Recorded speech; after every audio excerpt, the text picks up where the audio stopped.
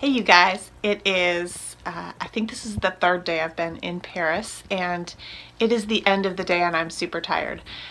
Also not very good at doing this like vlogging thing during the day, but I did take some little video clips and such, and this is the fake tapestry that is in my hotel room.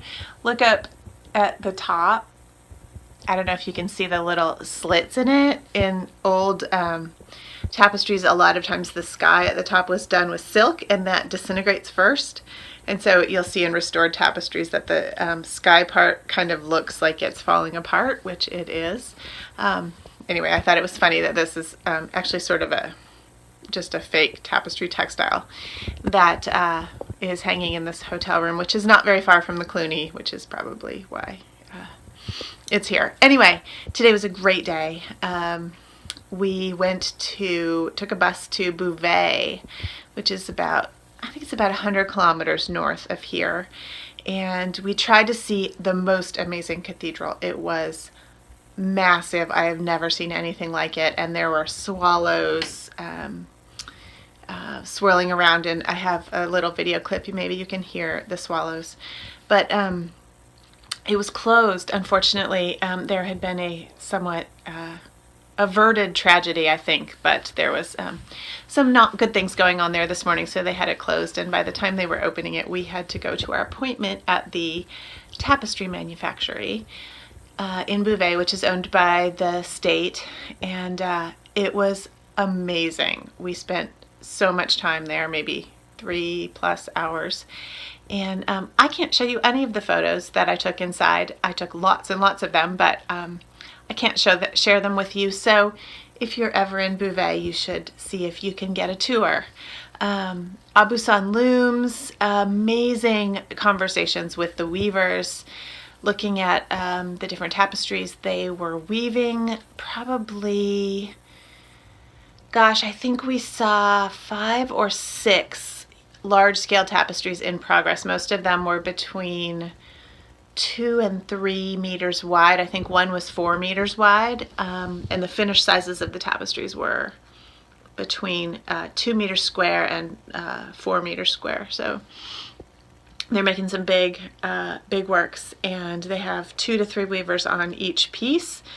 One of the pieces we were talking to, one of the weavers was a brand new weaver who told us that this particular piece they had just started would take about 4 years to finish, and she intended to be working on that piece for the whole time. And generally it seems like that's what they do, is that they have had pieces that took as long as 7 years to weave, and the weavers will work on that piece the whole time. So the work is owned by the state and goes into an archive. It might be made for a particular building, or actually it might be they do commissions also. Someone may have paid to have the piece woven. Anyway, they had some example pieces there that we saw, and we got an amazing tour from Dominique. He was a weaver there, and just amazing information. It was really fun. I'm sorry I can't show you the photos, but it is proprietary, and we were lucky they let us take photos for our own reference.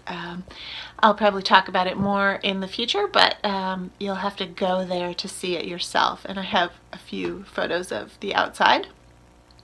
And then we came back, and it was late, and we went to a little cafe, and I had, get this, fish and chips. So I have celiac disease, gluten-free. I have not had fish and chips since I went to an amazing restaurant in Portland, Oregon that's gluten-free, where they made me fish and chips about 8 years ago, 8+ years ago. So it was really good. Paris came through for me. That was my day. Here's some pictures.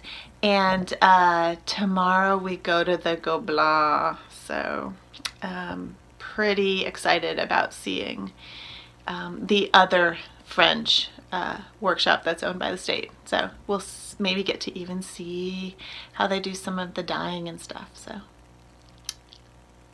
Paris has been fun so far. Thanks for watching. See you later.